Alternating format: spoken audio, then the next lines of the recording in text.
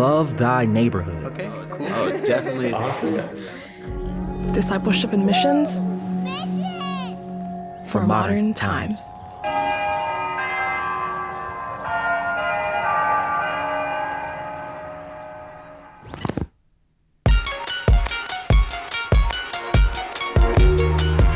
You're listening to the Love Thy Neighborhood podcast. I'm Jesse Eubanks. Today's episode, a new sound in Africa. Welcome to our corner of the urban universe.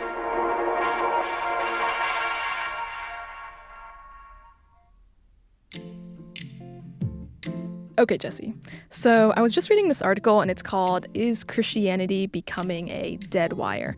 And in it, the author was writing about how a philosopher described the possibility of religious beliefs as live or dead electrical wires. So like if a wire is live, you touch it and there's a lot of voltage running through it. Right. Or it's dead, do whatever you want, it doesn't matter because nothing's happening here. Right. And so the question is basically like, is Christianity, has it arrived at the point where like nothing's going on anymore? Yeah. That's getting close to it. So in this article, he describes a live wire as like a situation or hypothesis that has the possibility to actually be real to you, even if it's like a small possibility. So, for example, like if I said the existence of an undiscovered species of fish, you think that's possible? Yeah. So would that be a live wire? Yeah, that would be a live wire. Okay. There's a possibility. Okay. So a dead wire is like a hypothesis that has no appeal to you as a possibility to be real. Like vampires. Like vampires. You leave like a 1% chance and you think there's always a chance. maybe vampires exist. Except always for a you, chance. live wire. For me, vampires was never a live wire.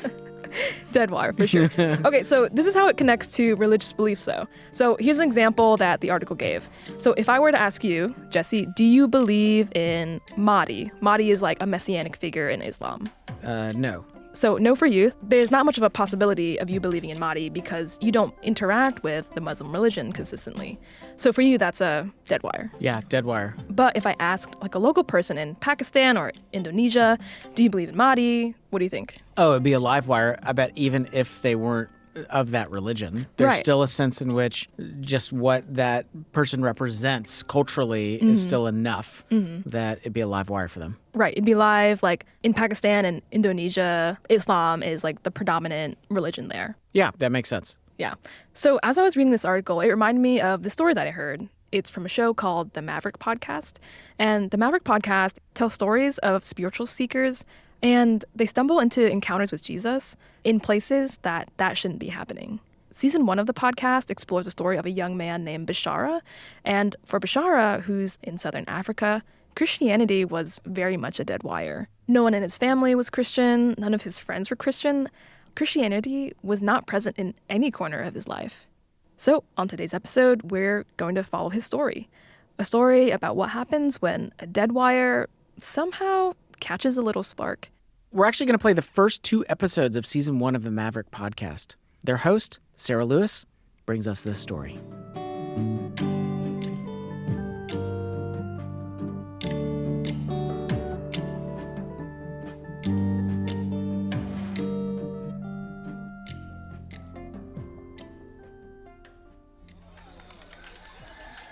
This is a city in Central Africa.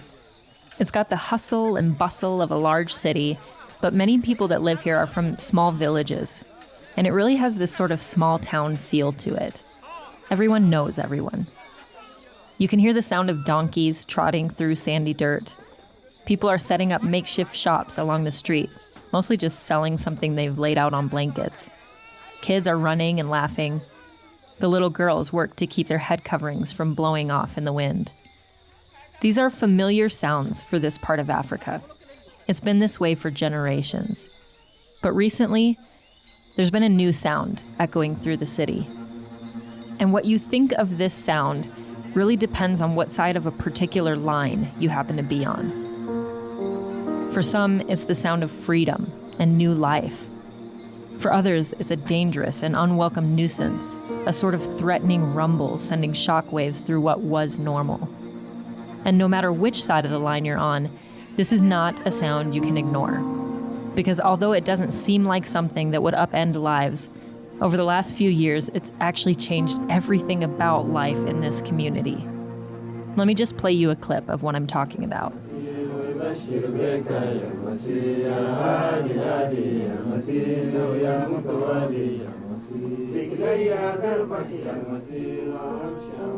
This is the sound of worship.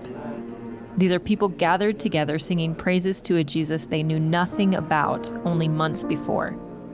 And for a man named Bishara, this sound carries a story. It's the sound of miracles and murder, of loss and revenge and unprecedented hope. This sound represents a journey Bishara never intended to take, but one he would never take back. If you would have told me 2 years ago that this is where I would be, I would have never believed you.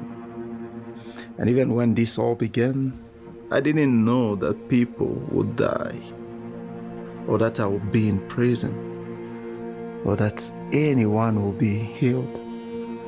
I never saw any of this coming. I never expected any of this.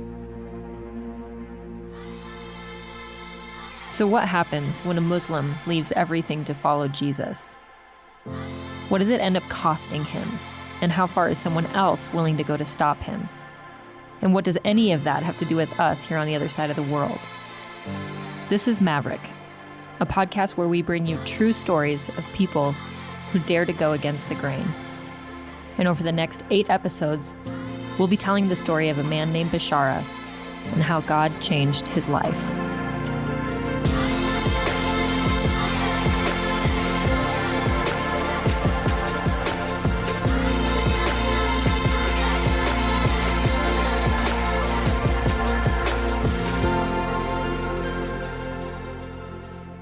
There are a few things you need to know about Bishara right off the bat. First, Bishara grew up in southern Africa, and that's where his family is to this day. But about 2 years ago, he decided on a whim to go visit his mom's relatives in Central Africa. He'd never met them and figured he would just stay for maybe a month or so. But this is where things ended up getting crazy for Bishara, and this is where our story takes place. He had made this decision in just a matter of 2 or 3 days. He said to his parents, I'm going back to the country where you grew up, and I'm going to meet our family. That's Dan. He's been my point person on a lot of this. We'll come back to him often because Dan lived in the middle of it as everything was unfolding. He was a missionary in Africa until just recently when he moved back to the States. It wasn't this consultative process. He just said it, and he did it, and he was on a plane 4 days later in this country he had never been to, and he didn't even really know why he was there. The second thing you need to know is that Bishara's life didn't fit the sort of stereotypical African poverty motif. He grew up in a wealthy family. And not just wealthy for Africa. We're talking really wealthy. Like Bishara's family owned multiple houses in multiple countries. And he not only lived comfortably, but extravagantly. He used to go to the club and buy drinks for everyone there just to show off. He'd throw crazy parties and buy out concert venues and spend ridiculous amounts of money on things we don't need to detail. All that to say, Bishara had whatever he wanted, whenever he wanted. And along with being wealthy, his family was also important and very devoutly Muslim. Bishara is from one of the largest tribes in the country, and then within that tribe, he's from a really influential clan with a very important sultan. And then within that clan, he's from a very prominent family. And within that whole tribe, Bishara's dad is one of the most powerful and feared men. And the last thing you need to know before we jump in is that Bishara is a completely normal guy. He loved the movie Black Panther. He wore skinny jeans and a t-shirt. He was a Real Madrid fan. One of his favorite meals was hamburger and fries. He was just an ordinary dude, kind of floating through life. Okay, right now, all that might seem like insignificant details, but just tuck them away for now. I promise they'll matter later. In the last couple months of 2018, Bishara was staying at his uncle's house. He had gotten a job he really liked working at an internet cafe. Around the same time, there was a guy named Luke who had come to the area as a short-term missions worker. So he was a friend of mine from the States. That's Ryan. He's another person we'll hear from throughout this story. He lived in Africa at the same time as Dan, and even though they were with different missions agencies, they ended up working together. Okay, so back to the story about Luke. And he called me one time and he said, "Hey, I'm coming to see you." And I'm thinking, what am I supposed to do? Luke's coming. He doesn't speak French. He doesn't speak Arabic. He'd never been to this country before. He'd never traveled in Central Africa. So he just came, he visited, and he was doing, I think it was 3 days a week. He would meet and do just kind of a basic English course. Well, all that Luke had done was do his English class. He shared his testimony, and I honestly don't know if anyone understood it because he had to do it in English, and somebody with shaky English skills translated for him. And then he handed out Bibles to everyone. And all of those New Testaments found their way to a trash can or a burn pile, or they were just left behind, all except for Bishara's New Testament. And that may sound like a sort of nonchalant decision, take the Bible out of politeness and be on your way. Maybe bring it with you and throw it away later or something. But for Bishara to take the Bible home was actually a really big deal. And he knew the stakes. A few years earlier, while he was still in Southern Africa with his parents, he had been given a copy of the New Testament, and it didn't end well.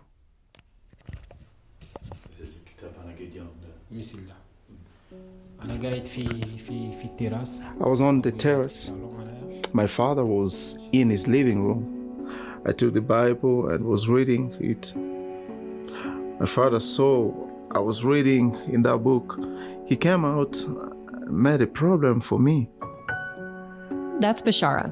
It's not his actual voice. I should probably mention that in order to protect people, we've changed the voices and names of pretty much everyone you'll meet. But what Bishara just said is sort of par for the course with him. He sums up these really big and traumatic events with statements like, "Yeah, that was a problem for me." So I had Dan explain the problem. One day when his dad found him reading his Bible, he suddenly came out of the house with a knife, cut up Bishara. He wound up cutting an artery and putting him in the hospital for about 9 days. And from that point, there was something that happened in Bishara's heart, and he kind of said to himself, "You know what? I'm not a Muslim. I don't know what I am, but I don't want either of those things."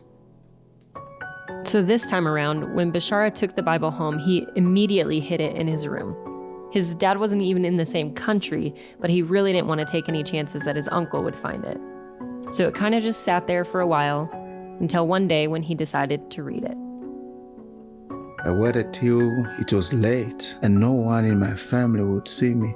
Then I grabbed the Bible and started in Matthew chapter 1. I told myself, I'll read a bit and then stop. I got to a story and it was better than the one before. And then the next story was better. And the next. I stayed up most of the night reading. And that sort of launched Bishara into this habit of secretly reading the Bible every night. And after about 3 weeks, he had read through the whole New Testament. One night I had fallen asleep when, of a sudden, I heard someone talking in my room. The voice said to me, "Bishara, it's time. Get up and believe in Jesus." I stood up, but my whole body was shaking. My room was cold, but I was sweating. All around me, my room changed. It became beautiful and had the smell of perfume. I said, I don't know the Bible and don't know Christian life. But in my heart, I believed in Jesus. The day after that, things began. The day after that, things began. I promise I'm not always going to provide some sort of commentary on what Bishara says, but this tiny statement hit me like a ton of bricks. Because Bishara is secretly reading the Bible. He goes to bed one night, wakes up to a supernatural visitor in his room, becomes a follower of Jesus, and then says the day after that is when things began. In my book, things already began. God already showed up in ways that I haven't ever experienced. And it seems like the precedent has been set. This is just the low-key norm that Bishara begins to expect from a walk with God. For me, dreams and visions are not the precursor to big things. They are the big things. For Bishara, they're just the beginning.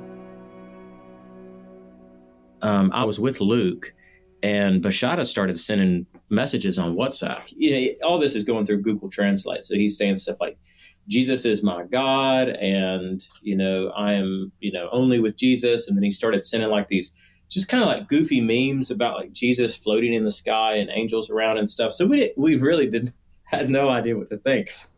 And that's when Luke contacted me and said, I think there's a guy from my class who believes in Jesus. Would you be willing to meet with him? And I said, sure.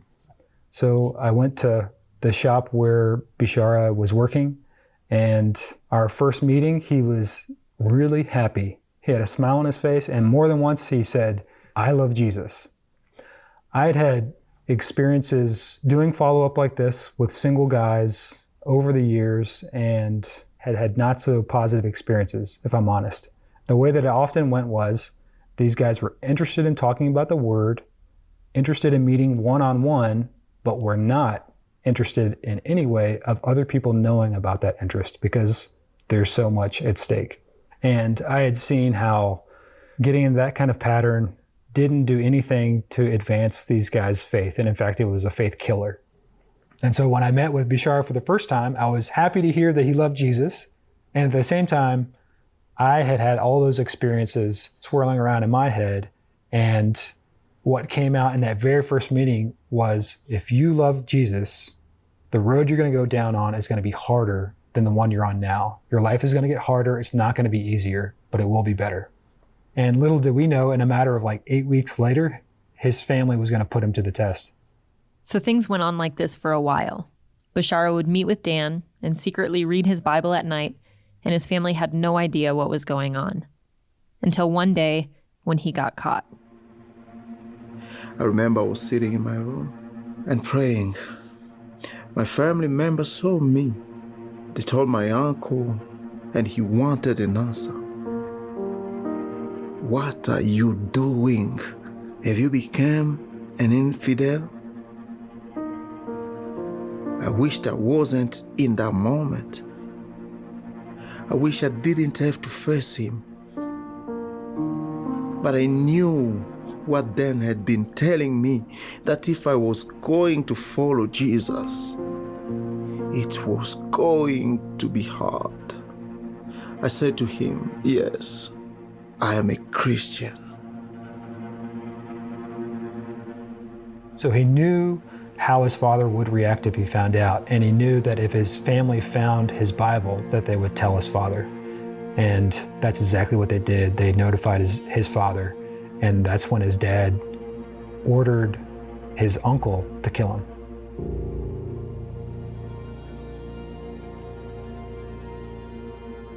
Yeah, because the Bible's dangerous. This is Dr. David Garrison. He's a leading missiologist and author of several books, including his latest title, A Wind in the House of Islam. When people read it, especially as they get into the New Testament and they sort of follow the salvation story, they come to see that this really is God's way of salvation. So in the Muslim world, that's very dangerous.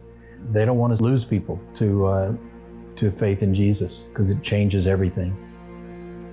It's hard for us here in the West to see why everything has to change. Why can't the family just move past Bishara's awkward new faith and hold their tongues around the dinner table? Learn to navigate the tension and hope he comes back to his senses. But it's not that simple, because to leave Islam is to leave an entire cultural framework. Such an all-encompassing worldview, societal structure, a legal system, economics, and it just pervades every area of your life. And it's very difficult to step away because your life and your livelihood and your ability to survive and thrive are all intertwined with those relationships. Someone described Islam as like a superhighway with on-ramps, all kinds of incentives and reasons to join Islam, but there's no off-ramps. Once you come on, they don't tolerate apostasy. And on top of the cultural implications, there are religious obligations that Bishara's family faces. According to Islam, they have a responsibility to punish him for becoming a Christian. Islam is not, believe it or not, is not a bloodthirsty religion. When someone turns away from Islam, there's a strong push to bring them back, to have them repent of their error and come back to Islam. But if they do not repent and come back, there's an injunction to put them to death. In general, when Muslims take a hard position against Christianity or against conversion, in their heart and mind, they're doing it for God. So there is a worldview that reinforces that idea of, this is not just for my people, not just for my family, this is for God. And that's why a father is willing to have his own son killed, and why an uncle is willing to be the one to do it. Because for them, killing Bishara is about defending Islam and restoring honor.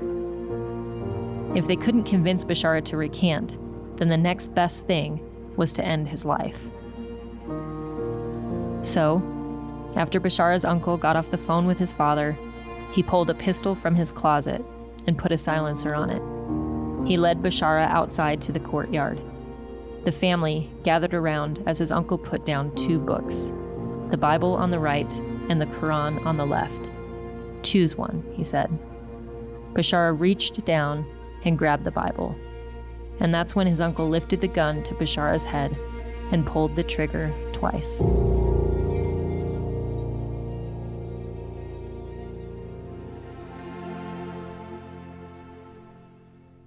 When we come back, we hear what happens after Bishara's uncle pulls the trigger. Stay with us.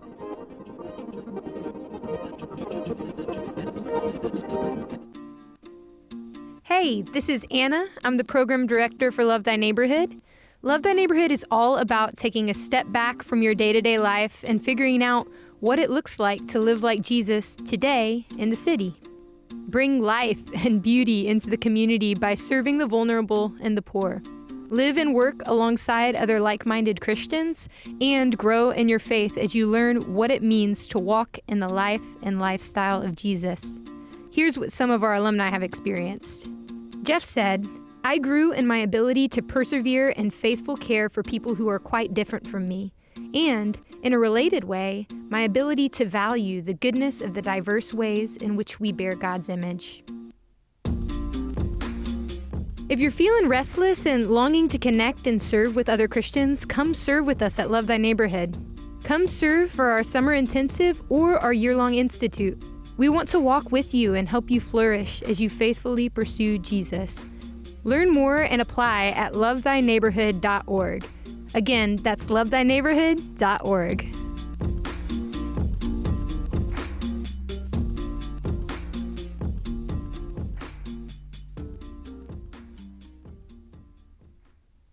Love Thy Neighborhood podcast, Jesse Eubanks. Anna Tran. We've been hearing from Sarah Lewis, host of the Maverick podcast. Sarah has been telling the story of Bishara, a young man in southern Africa from a rich and notable family. When visiting family in Central Africa, Bishara converted from Islam to Christianity. But soon, his family found out, and his father ordered Bishara's uncle to kill him. His uncle took him outside in front of other family members, held a gun to his head, and pulled the trigger. That's where we'll pick up. And rather than draw this all out, I'm just going to tell you up front. Bishara doesn't die. The gun goes off, shells fall to the ground, and Bishara lives to tell about it. I watched him put the bullet in the gun. He cocked it and took the safety off. Then he fired. I felt the kick of the gun. It was so strong. He said that in the moment that the gun went off, he felt a cool hand press against his head, shielding him from impact. Even though the bullet disappeared, the force of the gun still knocked me to the ground. I got back up, clutching the Bible in my hands. He fired again, but no bullet ever hit me. Okay, I think we need to stop here, because this is probably the most important point in Bishara's story for you, the listener. Because if you can't get past this moment, you're going to have a hard time getting past the other crazy stuff from here on out. Bishara would tell you that what happened that day was a miracle. But I think for a lot of us, there's just this weird relationship between the modern day church and supernatural things. You know, you read about the stuff that happens in the book of Acts, and you walk away with this incredible capacity for expecting miracles. But then you walk back into everyday life and you look around you and you just don't see the same things. And we're all left to grapple with what that means. And we're going to really dig into all that in a later episode, but even right here at the beginning, as I'm telling this story, I understand that it requires a bit of wrestling. You kind of have to decide if you believe that God works in this way or you don't. This story requires faith. But with that said, faith doesn't mean ignorance. When Bishara says that a gun goes off and bullets fall to the ground, we need to consider all the possibilities. And there are basically 3. 1, the gun misfired. 2, things didn't really go down like this and Bishara's lying. Or 3, this moment really happened just like Bishara said it did, and this is supernatural intervention. So in order to rule out possibility number 1, a malfunctioning gun, we turned to gun expert Bill Twynham. And you're still in the world of guns? I am. I'm very passionate about this. I've been doing this for a lot of years. Bill became a cop in 1981 and has had a long career of working with firearms. I was on patrol, then I became a training officer, so I was training recruits, and I also became a firearms instructor, and then I got certified in submachine gun instruction, tactical shotgun instruction, handgun and tactical handgun instruction, and then I got selected for SWAT. So for 10 years, I was in one of the first 3 through every door hostage situations, search warrants, meth labs, all that kind of stuff. And even after retirement, he continues to teach gun safety classes. He said I could meet him at the range for our interview, and when I got there, he even offered to teach me to shoot. Chin forward a little bit. There you go. That, like that. Good. Slowly press the trigger. That's it. Look at that. Bullseye. Bullseye. Woo! That literally is all there is to shooting a gun. But eventually, we sat down to talk about Bishara's story and what could have happened with his uncle's gun. Walk me through, what are the different kinds of malfunctions that are even possible in this scenario? There's 4 malfunctions that go on. Failure to feed, failure to fire, boom, failure to extract, and failure to eject the empty bullet. And Bill narrowed down these possibilities pretty quickly, because in some of these instances of malfunction, the gun won't even go off. According to Bishara, it definitely fired, so those get taken off the table. Other malfunctions are due to operator error, which can't be 100% dismissed, but are pretty unlikely based on the fact that Bishara's uncle was prolific with guns. Because of his awareness as a soldier and as a gunner, I can't imagine at that point it was operator error. So then it leads me to 2 things. Either the bullets were corroded or it was divine. And if bullets are corroded, you said they're going to fall. No. If the bullets are corroded, that means liquid has gotten in here around this, because it's not watertight. It's real tight, but it's not necessarily watertight. So it won't ever leave the barrel if that's the case? That's correct. Okay. And would you say somebody who's gun savvy is going to notice something like that? Absolutely. Corroded? When I take this and I go to load it in here, I look at every bullet. You can't not. And it would be obvious if it would be obvious if it was corroded here or corroded around here. You would know. So basically, if the bullets were corroded, Bishara's uncle would have noticed. And even if he didn't notice and loaded the corroded bullet into the gun, the chances of this happening twice in a row are slim to none. And while none of this is absolutely definitive, it certainly makes the malfunctioning gun less likely than other possibilities. Here's how Bill summed it up. I have literally fired hundreds of thousands of bullets. And my malfunctions, I could probably count on one hand. I still am of the opinion it was divine intervention. So turning to the other possibilities, either Bishara was lying or this was a miracle. And of course, I can't actually prove anything, so I'm left to make some educated guesses. But basically, it comes down to what Bishara had to gain from all of this and how he responded. And this is really what juries are trying to figure out when someone's on trial. What's the motive? What is there to gain? Did they become a millionaire by fabricating something? Then yeah, they probably lied. And then at the same time, what does Bishara do next? How does he respond to what he said happened? What does he do with pressure? Does his story change as it starts costing him more? In scripture, you've got these accounts of Jesus walking around doing unbelievable things. And what corroborated those stories in a big way is how the disciples reacted. What they saw changed how they lived. They put their lives on the line. They gave up everything they once thought was important. And they held on to their claims even when it meant they were killed. They had everything to lose and nothing to gain by making the claims they made, unless it was all true. And remember those seemingly insignificant details we talked about in episode 1? This is where the first one comes into play, because Bishara was comfortable. He had everything he could want in life: rich family, good status, success. The only thing that would mess that up for him was to become a Christian. There isn't really an angle here. Bishara had nothing to gain and everything to lose, unless it was true. And then there's everything he does from here on out that will really make the case for his truthfulness. Because Bishara doesn't shrink back. The only wrong move when your uncle attempts to murder you is to become more bold. If you're being disingenuous, that's the moment to fold. But as the trigger went off, Bishara became 100% convinced that this was truth worth dying for. It was like that point with the pistol on his head. When he chose the Bible, it was this explosion. Something went off in this amazing trajectory that nobody could have seen coming. So it didn't work. Bishara was still very much alive, and his uncle was freaked out. He figured that if he tried to kill him again, something really bad was going to happen to him as a repercussion. But he still needed to convince Bishara to recant, or at least punish him for becoming an infidel. So he started grabbing everything Bishara owned and piling it outside. When my uncle realized he couldn't shoot me, he said I must be kicked out of the house. I watched my uncle take my clothes, my computer, and even grabbed my money. He put it all in a pile outside. He poured a liter of gas and burned everything. I was very upset. It was a hard moment.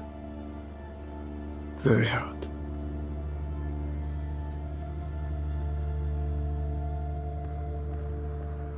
So he's got nothing left.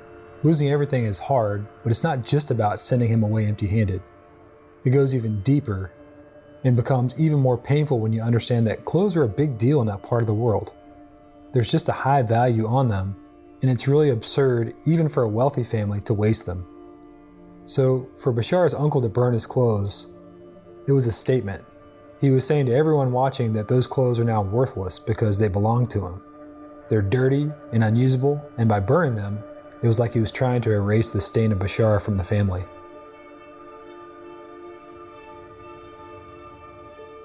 So what do you do with that? I mean, he's just seen God show up and rescue him, but then he steps into the very next moment and watches his life be reduced to ash. In a way, he's up against these two characteristics of God. He knows beyond a shadow of a doubt that God can save him from any circumstance, and at the same time, he's experiencing the reality that God will also allow him to walk through painful things he wishes God would save him from. I think that's such a perfect microcosm of Bishara's journey, and really sort of a foreshadowing of the next couple years of his life.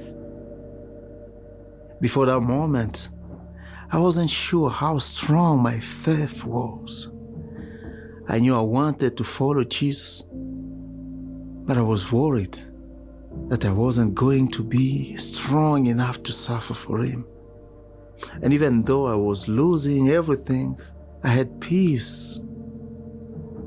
I had peace too, because I had my answer. I chose Jesus, and he was worth it.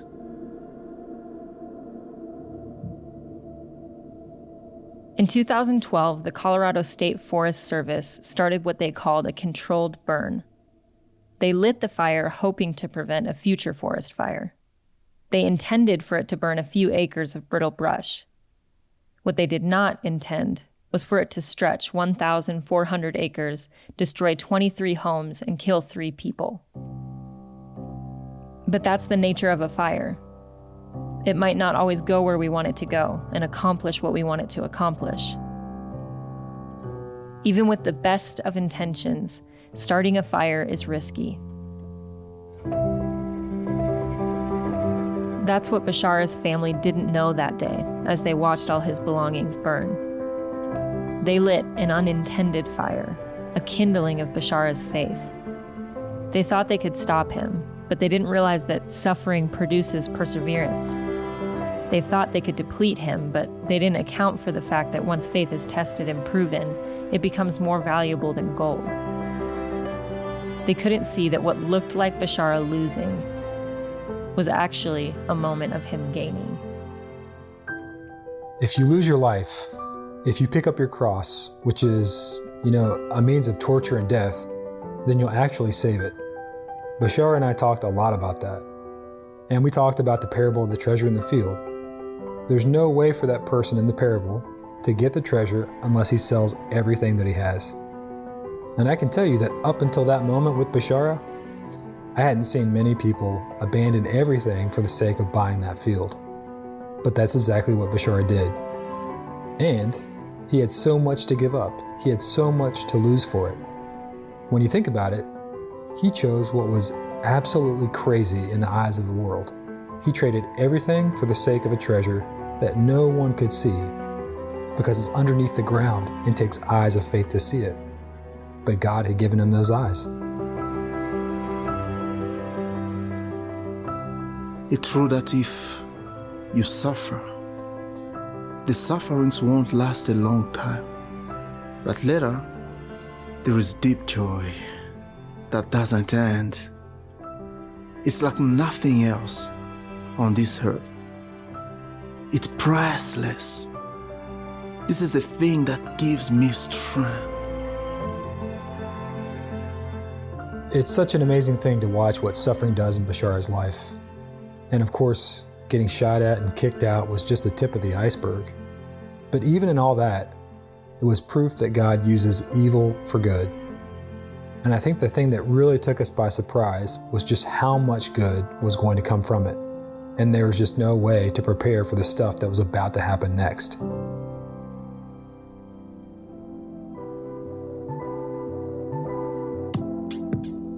If you want to hear the rest of Bishara's story, you can look up the Maverick podcast wherever you listen to podcasts. There's a total of 8 episodes in the series about Bishara. There's even more unbelievable moments along his journey, including prison, mysterious illnesses, and even torture. It's a wild ride. Check it out wherever you listen to podcasts.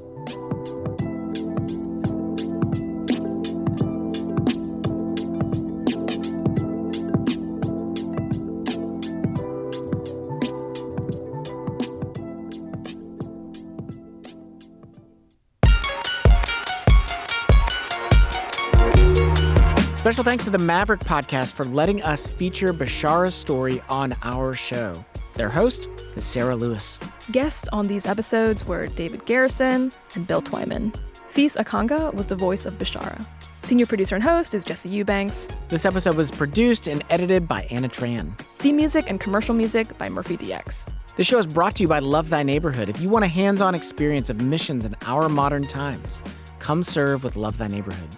Love Thy Neighborhood offers a summer and year-long mission internship for young adults ages 18 to 30.